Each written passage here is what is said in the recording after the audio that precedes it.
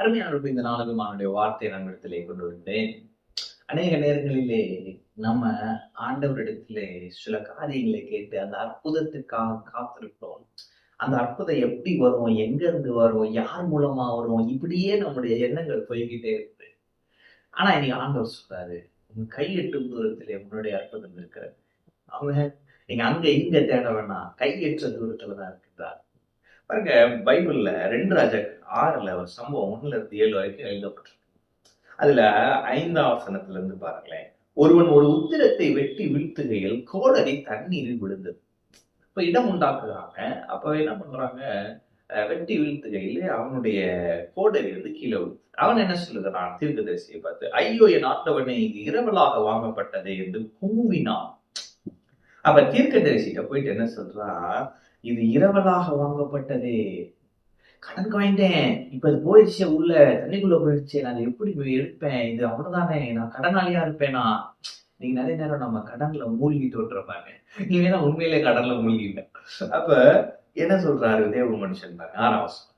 தேவனுடைய மனுஷன் அது எங்கே விழுந்தது என்று கேட்டான். அவன் அந்த இடத்தை காண்பித்த ஒரு கொம்பை வெட்டி அதை அங்கே எரிந்து அந்த இரும்பை மிதக்க பண்ணி அதை எடுத்துக்கொள் என்றான். அப்படியே அவன் தன் கையை நீட்டி எடுத்துக்கொண்டான். அப்ப ஒரு தேவ மனுஷன் நினைச்ச என்னன்னாலும் செய்யலாம் பாருங்க. ஏன்னா அந்த தேவ மனுஷன் மேல அபிஷேகம் இருக்கிறது. அப்ப அந்த தேவ மனிதனுடைய வார்த்தையும் வல்லமை உள்ளதா இருக்கிறது, அவனுடைய செயலும் வல்லமை உள்ளதா இருக்கிறது. அதனாலதான் தேவ மனுஷன் ரொம்ப ஜாக்கிரதையா இருக்கான். அவன் அப்ப இங்க என்ன சொல்றாருன்னா, எங்க விழுந்ததுன்னு கேட்கிறார். அப்ப என்ன பிரச்சனை, அந்த ரூம் காசு கேட்கிறோம்ல, அது மாதிரி அவன் சொல்றான், இந்த இடத்துல வந்துச்சு உடனே இவன் ஒரு கொம்பை வெட்டியா. அப்ப ஒரு மரத்தின் ஒரு கிளையை தானே வெட்டான். அப்ப இந்த மரம் சொல்றப்ப, அந்த கொம்பு சொல்றப்ப நான் எதை சொல்ல வரேன்னா, இயேசு. அப்ப உங்க பிரச்சனைக்கான தீர்வு யாரு, சிலுவையிலே அறையப்பட்ட இயேசு. அவன் அந்த கொம்பை வெட்டுகிறான், சிலுவையை குறிக்கிறது. அப்ப சிலுவையில் அறையப்பட்ட இயேசுவை வாழ்க்கையில கொண்டு வரும் பொழுது அந்த பிரச்சனை மாறும். அவன் அப்ப அவன் சொல்றான், போட்டுட்டு மிதக்க பண்ணினான். அப்ப எது முங்குச்சோ அது மிதக்குது, எது முடிஞ்சுச்சோ அது திரும்பி தொடங்குது. தீர்க்க தரிசனமா சொல்றேன். உங்க பிரச்சனை இது இது அவ்வளவுதாங்க, இது ஒண்ணுமே இல்லை அப்படின்னு முடிவை கொண்டு வர்ற நேரத்துல ஒரு புதிய துவக்கத்தை கர்த்தர் கொடுக்க போகிறார். வேற ஒரு சூழ்நிலையில கடக்க போகுது, கர்த்தர் அப்படி செய்ய போகிறார். அப்ப இவன் கடனாளியாகத்தான் இருக்க போகிறேனோன்னு யோசித்துக் கொண்டு இருக்கிற நேரத்திலே அந்த இரும்பு மிதந்து மேல வருது. அப்ப உங்க அற்புதம் மிதந்து மேல வருது, உங்களை தேடி வருது.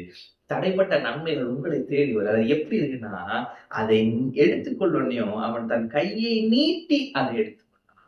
அப்ப இன்னைக்கு நான் சொல்றேன், கையற்ற தூரத்துலதான் உங்க அற்புதமே இருக்கு. நான் சொல்றேன், கையற்ற தூரத்துல உங்க நன்மை இருக்கு. அது உங்களை தேடி வருது. நீங்க தேடி போன காலம் முடிவுக்கு வந்து விட்டது. அது உங்களை தேடி வரும் காலம் வந்து விட்டது.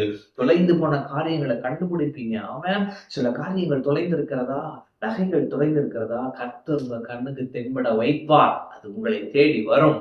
கர்த்தரால் ஆகாத காரியம் ஒன்றும் இல்லை. அவன் அப்ப நீங்க கடனோடு இருக்கணுமா, இருக்கவே மாட்டீங்க. கர்த்தர் அற்புதம் செய்வார். நீங்கள் கடன் இல்லாமல் சந்தோஷமா இருப்பீர்கள். கையெட்டும் தூரத்தில் உங்கள் அற்புதம். ஆமென். கர்த்தர் உங்களோடு இருக்கிறார். கர்த்தர் உங்களை ஆசீர்வதிப்பார்.